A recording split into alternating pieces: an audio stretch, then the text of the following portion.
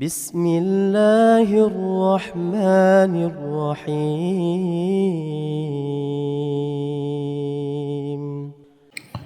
بسم الله الرحمن الرحيم. الحمد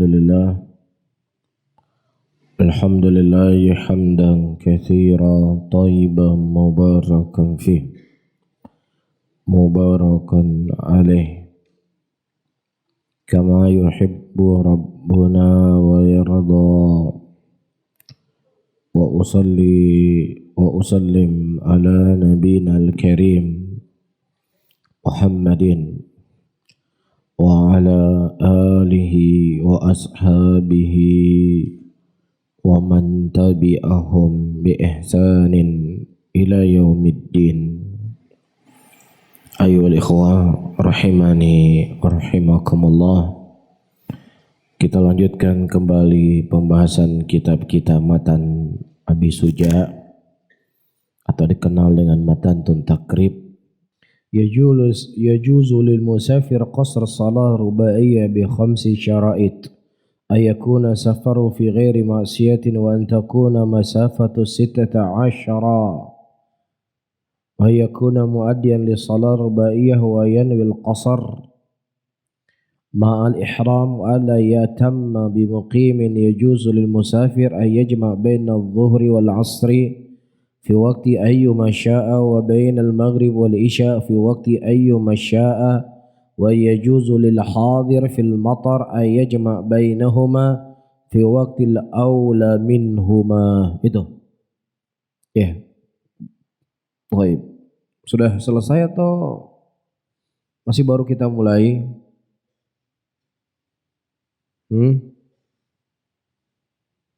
Baik. Masih baru kita mulai ya. Tapi saya artikan dulu. Faslun. Bolehnya bagi musafir untuk mengqasar salat yang 4 rakaat dengan 5 syarat. Ya. Jadi kenapa disebut 4 rakaat? Karena salat yang 3 dan 2 rakaat tidak diqasar. Tetapi yang diqasar hanya salat rubaiyah, salat zuhur, salat asar dan salatul isya. Iya. Ayakunu safaruhu fi ghairi ma'siyatin. Safar yang dilakukan itu adalah safar yang bukan maksiat. Saya artikan dulu. Antakuna masafatuhu 16 farsakhan. Farsakh. Jarak tempuh yang dilakukan itu 16 farsakh. Nanti berapa? Nanti kita lihat. 6. Wa yakunu muaddiyan li salatir rubaiyah. Dan salat yang dilakukan adalah salat yang 4 rakaat. Ayan wil qasar mal ihram wa la ya'tamma bimuqimin. Ya, dan dia berniat untuk qasar bersama dia takbiratul ihram. Wa alla yatimma bimuqimin. Dan tidak di la yatim, la ya'tamma ya, seperti itu tempat antum. Bimuqimin wa yajul musafir ay yajma' baina dhuhr wal asr. Nanti akan kita jelaskan kalimat-kalimatnya. Boleh bagi musafir untuk menjamak di antara salat zuhur dan asar di waktu mana saja yang dia inginkan.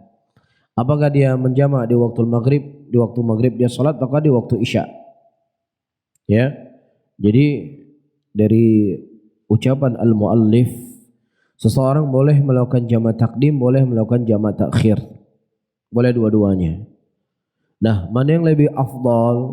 Dia melakukan jamak takdim ataukah jamak takhir dalam dia salat ketika dia safar? Ya. Cuman sebelum kita membaca syarah, di sini muallif menyebutkan dia boleh memilih mana saja.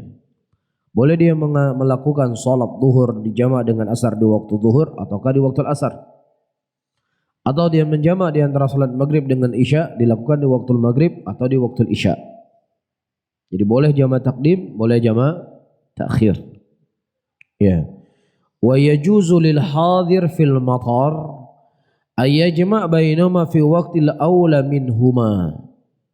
Dan boleh bagi hadir, orang yang tidak mukim, orang yang tidak musafir yaitu mukim, untuk menjamak salat ya antara salatul rubaiyah zuhur dan asar atau thulathiyah dengan rubaiyah maghrib dengan isya ya bainahuma di antara keduanya di waktu yang utama dari keduanya ya. Jadi kita di sini mendapatkan faedah menjamak salat itu bukan hanya boleh dilakukan dalam keadaan musafir, tetapi salat di jamak boleh juga dilakukan dalam keadaan mukim. Apa sebabnya? Ketika turun hujan. Iya.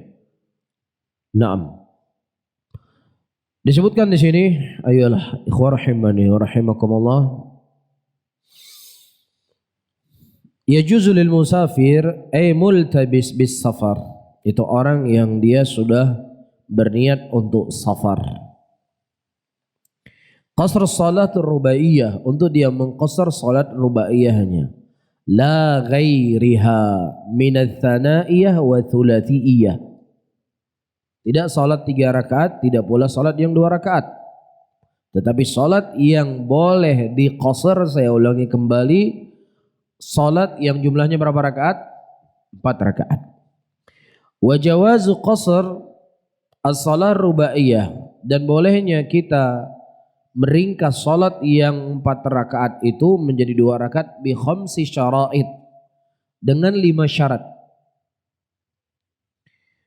Al-awwalu, syarat yang pertama, ayyakuna safaruhu asy-syakhsu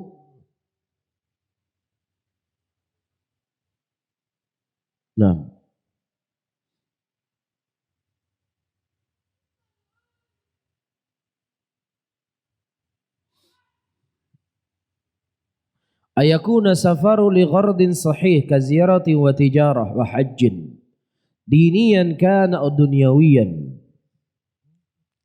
kama mathalna,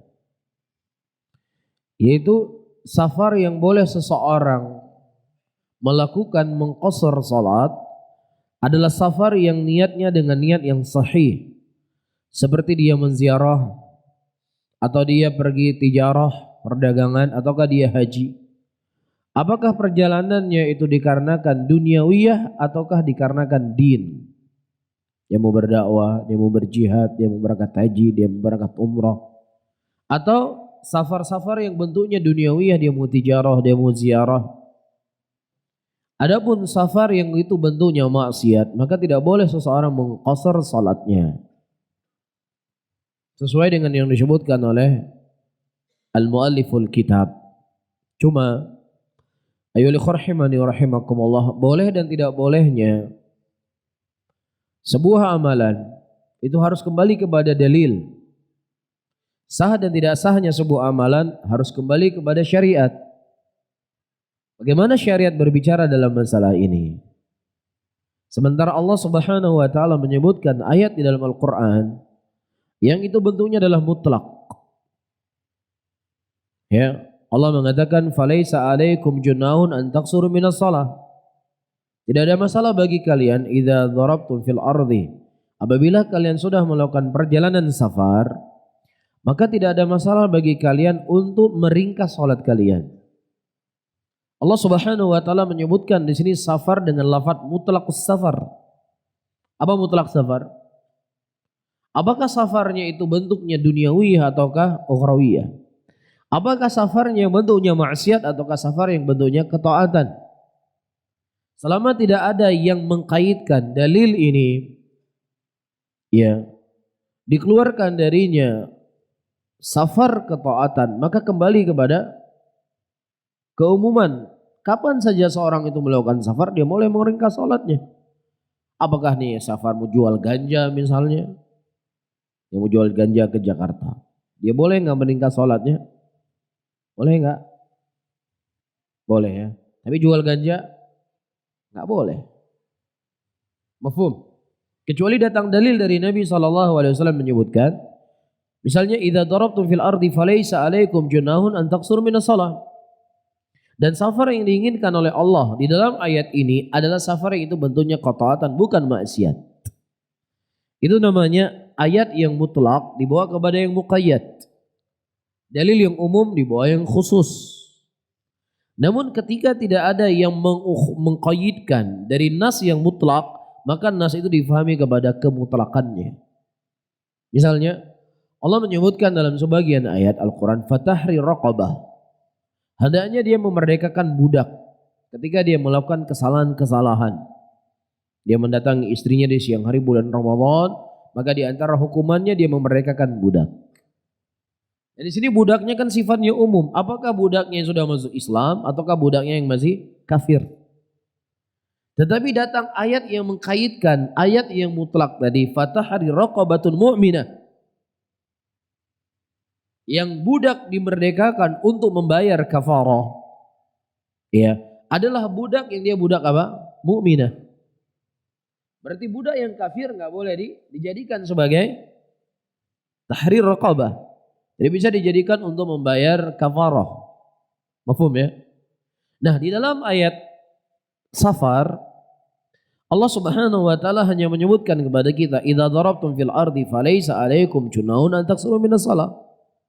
Apabila kalian sudah mulai melakukan perjalanan safar, maka tidak ada masalah bagi kalian meringkas salat kalian. Lafaz safar ini lafaznya apa? Mutlak. Tidak ada yang mengkaitkan safarnya itu taat ataukah tidak? Tidak taat. Nah, ketika tidak ada yang mengkaitkannya, maka apa? Hukumannya berlaku safar apa saja. Ya, seseorang melakukan perjalanan maka dia boleh meringkas salatnya. Seorang wanita dia berjalan dari Banda Aceh menuju ke Medan, naik bus atau naik pesawat, naik bus lah ya. Dia bersendirian, tanpa ada mahram. Safarnya ini safar maksiat atau tidak? Safar maksiat. Rasulullah mengatakan la yuhillu li'imra'atin. Tidak halal bagi seorang perempuan yang dia melakukan perjalanan safar illa ma'adil mahram, kecuali ada mahram bersamanya. Jelas? Ya. Nah, pendapat yang disebutkan oleh mu'alif wanita tadi, boleh nggak dia meringkas sholatnya? Ya, misalnya dia berjalan, dia di waktu maghrib dia berjalan, sebelum maghrib, kemudian dia berjalan, di Selimum berhenti busnya untuk sholat. Boleh dia nggak dia meringkas sholat yang isya 4 rakaat jadi 2 rakaat? Nggak boleh. Karena apa? Karena safarnya adalah safar maksiat. Tidak ada mahram bersamanya. Nggak boleh. Namun apa yang kita sebutkan tadi, ayat itu difahami kepada kemutlakannya selama tidak ada dalil yang mengkaitkannya. Nah, kalau seandainya ada dalil yang mengkaitkannya, sudah kita katakan safar adalah safar ketaatan, safar maksiat tidak dibolehkan. Cuman ada nggak dalil yang mengatakan safarnya harus kafar taat, ya bukan maksiat? Ya, sepengetahuan kita tidak ada. Ketika tidak ada, kembali kepada hukum asal. Paham nggak? Hah? Paham? Baik. Ada seorang mau pergi dari Banda Aceh, dia mau pergi ke Lok Semoy, mau ngerampok rumah orang. Mau ngerampok di sana. Tapi sholat dia. Preman ada yang sholat nggak? Bisa saja ada yang preman sholat. Kemudian di sare dia berhenti mau sholat. Sholat duhur dengan sholat asar. Boleh nggak dia ringkas sholat asar jadi 2 rakaat? Boleh. Boleh Hafid? Kenapa boleh? Dia safar membunuh orang. Boleh dia sholat asar jadi 2 rakaat? Kenapa boleh? Baik. Kalau dalam mazhab Syafi'iyah boleh atau enggak? Antum siapa namanya? Hah? Khalis. Boleh. Mazhab Syafi'iyah. Dia mau pergi kalau semua mau nyolong, mau ngerampok. Boleh enggak dia meringkas salatnya? Kalau mazhabnya mu'alif. Mazhabnya mu'aliful kitab. Mazhabnya yang menulis kitab yang sedang kita bahas. Boleh? Enggak tahu atau enggak boleh? Enggak tahu. Antum siapa namanya? Maskur. Masihul. Masihul. Fasihul. Fasihul. Fasihul. Boleh atau tidak boleh? Tidak boleh. Kenapa? Karena mereka mensyaratkan safarnya bukan Safar maksiat. Ya. Paham ya? Apa kata muallif tadi? Ayakuna safaruhu li ghairil ma'siyah. Safarnya itu bukan safar maksiat. Perhatikan baik-baik ya. Taib.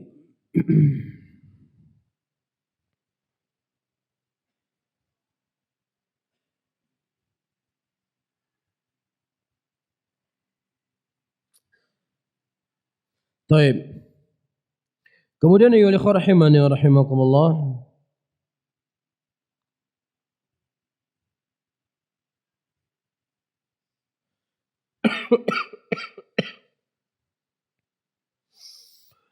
16 farsakh itu kalau kita hitungan meter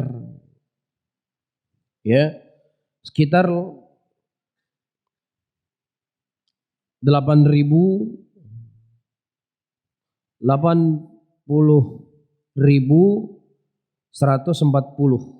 Berapa kilo kira-kira?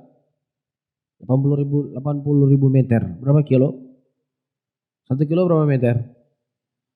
Hah? 1000 meter. Betul? 1 kilo 1000 meter. Kalau 80.000 berapa kilo? Hah? 80 kilometer. Iya. Ini mazhab Syafi'iyah. Jadi masafah asyara farsakh. Farsakhan itu kurang lebih apa? Berapa? 80 kilometer.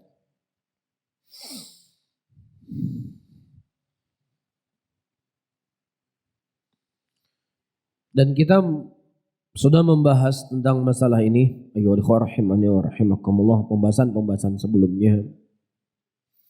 Berapa jarak safar dikatakan sebagai safar? Berapa perjalanan seseorang dikatakan sebagai perjalanannya sudah perjalanan safar? Tunjuk tangannya.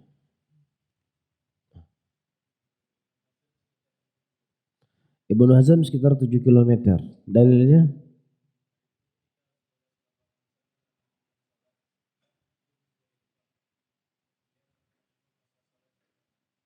Tapi yang sahih?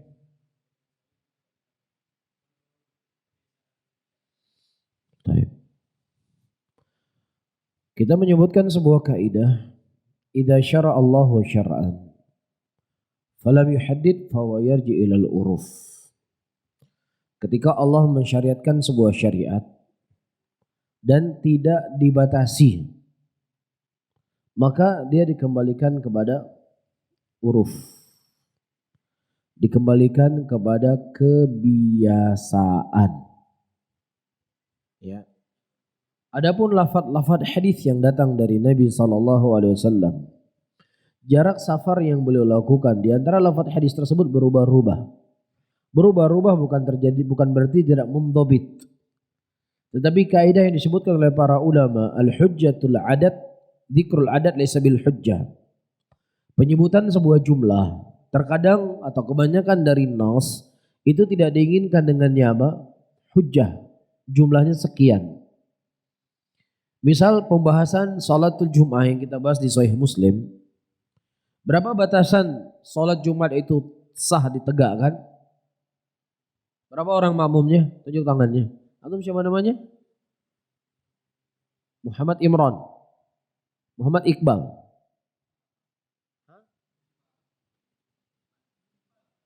Gempar. Muhammad Gempar. Saya panggil Muhammad saja ya. Mana absen? Antum pakai absen biar saya hafal nama-nama semuanya. Muhammad. Ada berapa? 40. Itu pendapatnya siapa? Syafi'iyah. Dalilnya apa?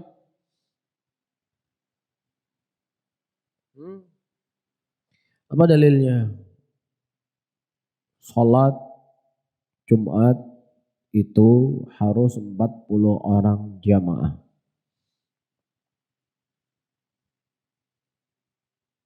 Daniel. Hadir enggak? Apa dalilnya? Nggak catat? Atau sakit kemarin Daniel? Pas pembahasan ini ya? Hadir nggak? Nggak teringat? Faiz.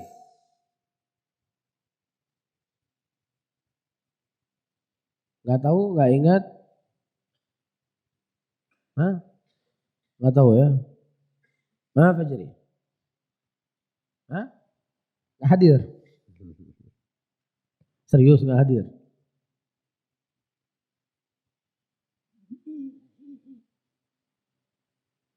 Antum siapa namanya? Ini. Baju apa nih? Hijau, biru atau apa? Antum. Wallahu a'lam. Masya Allah. Baik. Antum siapa tuh yang di belakang baju putih? Pakai peci coklat tua. Siapa nama antum? Heri Saputra. Saya agak budek sedikit nih. Soalnya masih jet lag. Siapa namanya? Nadir. Dari mana? Masih santri baru ya? Santri baru. Dari mana? Dari Takengon. Di belakangnya Nadir. Siapa namanya? Di belakangnya antum. Yang pakai peci coklat tua. Muhammad juga. Dari mana? Dari Pidijaya. Abdiya. Apa dalilnya sholat Jumat itu jamaahnya harus 40 orang? Nggak hadir, serius nggak hadir. Atau jangan jadi alasan. Nggak hadir, baru datang. Santri baru ya? Sudah berapa lama di sini? Sudah berapa lama di Mahat?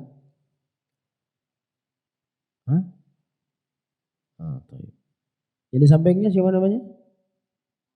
Muhammad juga? Masya Allah. Belum datang? Wallahu a'lam. Antum siapa namanya? Muhammad juga? Ahmad?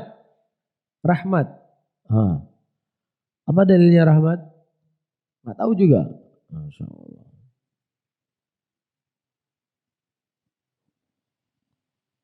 Ini. Siapa namanya antum? Di belakang itu. Siapa namanya? Zulfikar. Wildan. Dari? Nggak tahu dari mana? Oh dari Segeli. Sekampung gitu berarti.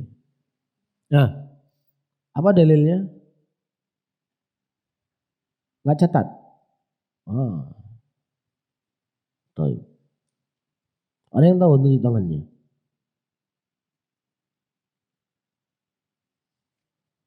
Ada yang tahu? Atau belum kita bahas? Fajri, sudah tanya belum? Belum ya? Belum kita bahas ya? Sudah kita bahas atau belum kita bahas? Belum ya? Belum dibahas? Sudah. Kalau nggak di pelajaran ini, di pelajaran maghrib kita bahas. Di pelajaran saya Muslim. Kan nggak ada salah saya tanya yang pelajaran malam, saya tanya di pelajaran siang. Masalah nggak kira-kira? Atau jangan-jangan antum pasang filenya nanti pas malam ambil file malam baru nyambung gitu. Karena pelajarannya pelajaran siang, file siang di malam disimpan, file siangnya baru dipasang gitu. Taib, kita menyebutkan beberapa riwayat hadis yang datang dari Nabi SAW tentang jumlah sahnya sholat Jumat. Pertama hadis di mana seorang sahabat Rasulullah SAW mendoakan jasa seorang sahabat yang dia menyolati muslimin pada salat Jumat pada waktu itu berapa orang? 40 orang. Iya. Dan mazhab ini terbantahkan dengan hadis yang lainnya, di mana ketika Rasulullah SAW sedang khutbah dan disebutkan dalam suratul Jumu'ah, ketika Allah mengatakan wa tarakuka qa'ima, mereka meninggalkan engkau Muhammad dalam keadaan engkau sedang berkhutbah.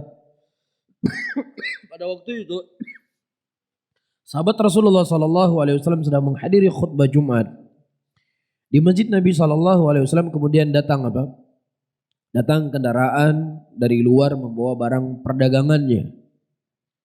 Kemudian semua sahabat keluar dari masjid melihat dagangan tadi. Yang tinggal berapa orang di masjid? 13 orang. Dan Rasulullah melanjutkan sholatnya.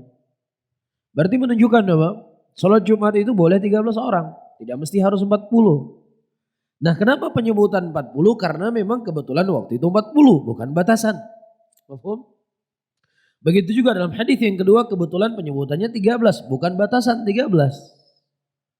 Makanya para ulama mengatakan mafhumul adat laisa bil hujjah. Penyebutan jumlah dalam sebuah nas itu tidak dijadikan sebagai hujjah. Apakah engkau meminta ampun kepadanya 60 kali, maka tidak diampuni oleh Allah. Apakah maknanya ketika dia minta ampun 62 kali jadi diampunkan? Tetap juga tidak. Walaupun 1 juta kali diminta ampun kepada musyrikin, tidak akan diampuni oleh Allah. Jelas? Jadi ketika penyebutan jumlah di dalam nas, itu tidaklah diinginkan dengannya jumlah kecuali datang dalil. Yang diinginkan dengannya apa? Jumlah itu sendiri. Salat zuhur 4 rakaat, salat asar 4 rakaat, memang jumlahnya diinginkan. Faham? Atau penyebutan fankihu ma tabalakum minan nisa'i mathna wa thulatha'i war ruba. Nikahilah wanita-wanita yang kalian sukai 2, 3 dan 4. Ini namanya apa? Pembatasan 4. Jangan difahami oh ini mafhumul adat laisa bil hujjah. Berarti bukan 4, mau nikah 10, mau nikah 20 enggak ada masalah, enggak bisa. Karena lafaz ini diinginkan dengannya apa? Diinginkan dengannya apa? Jumlah itu sendiri. Fa in khiftum ala ta'dilu fawahidah. Kalau dia tidak bisa bersikap adil maka cukup 1, kan begitu. Iya. Nah, nas-nas yang datang kepada kita dari jarak safar itu semuanya penyebutan dan tidak diinginkan dengannya apa? Jumlah. Nah, kembali kepada kaidah, apabila Allah mensyariatkan sebuah syariat dan tidak disebutkan pasti jumlahnya, maka kembali kepada uruf bagaimana di masyarakat tersebut. Ketika seseorang berjalan dari Banda Aceh menuju ke Selimum. Ya, antum yang paling banyak dari mana di sini? Dari Takengon. Masyarakat Takengon, dia berjalan dari Takengon menuju ke Benar Meriah. Safar enggak? Enggak safar. Maksudnya kebiasaan kalau dia berjalan dari Takengon ke Biren, dia kasih tahu istri enggak? Antum mau punya istri kan enggak tahu jadi. Hah? Dikasih tahu enggak? Udahlah enggak usah ngomong istri. Antum sebagai anak minta izin enggak sama orang tua? Abi, Umi, saya mau ke Biren, kan begitu. Minta jajan, enggak ada uang ini, kan begitu. Ada persiapan-persiapan yang antum harus lakukan untuk melakukan perjalanan apa? Safar. Tapi kalau antum jalan dari Banda Aceh pergi ke Lambaru, perlu persiapan enggak? Enggak perlu kan? Tapi kalau mau ke Biren, mungkin ban motornya periksa minyak dulu. Semua diperiksa karena ada hay'ah, ada persiapan-persiapan yang dia lakukan untuk safarnya. Maka kapan di dalam uruf masyarakat itu dianggap safar, maka safar hukumnya. Mafhum ya? Jelas dari Banda Aceh menuju ke Sibreh. Perlu persiapan enggak? Enggak perlu kan? Langsung pergi dia. Ya, atau si suami pengen ngopi ke Sibreh, langsung jalan. Tapi kalau dia ngopinya mau ke Biren, saya mau ngopi dulu ke Biren misalnya. Dia kasih tahu sama istrinya enggak? Dikasih tahu istrinya, dia siapkan uang belanja untuk istrinya, dia siapkan segala sesuatunya. Karena dia akan melakukan perjalanan safar. Nah, kapan dalam uruf itu dianggap safar, maka safar hukumnya. Mafhum ya? Adapun dalam madzhab Syafi'iyah mereka batasi berapa? Berapa kilo? 80 kilometer. Jadi kalau dari Banda Aceh kita berjalan ke Sare, dalam madzhab Syafi'iyah itu safar atau tidak? Dalam madzhab Syafi'iyah, Banda Aceh Sare itu kurang lebih 60 km ya. Kurang lebih kan? Safar enggak ini? Tidak dianggap safar dalam madzhab Syafi'iyah. Mafhum? Nah, dalam madzhab uruf ya, tergantung urufnya. Dia mau ke Sare kira-kira persiapan enggak orang berangkat ke sana, memang persiapan untuk dia melakukan perjalanan safar. Jadi apa pendapat yang sahih? Hah? Kembali kepada urf, kembali kepada kebiasaan. Kalau kebiasaan itu dianggap safar, maka safar jadinya. Baik. Insyaallah kita lanjutkan pada pertemuan yang akan datang. Jelas ya, antum murojaah. Murojaah, jangan sampai tidak murojaah. Saya akhiri, Allahumma salli ala Muhammadin wa ala alihi wa ashabihi wa man tabi'ahum bi ihsanin ila yaumiddin. Assalamualaikum warahmatullahi wabarakatuh.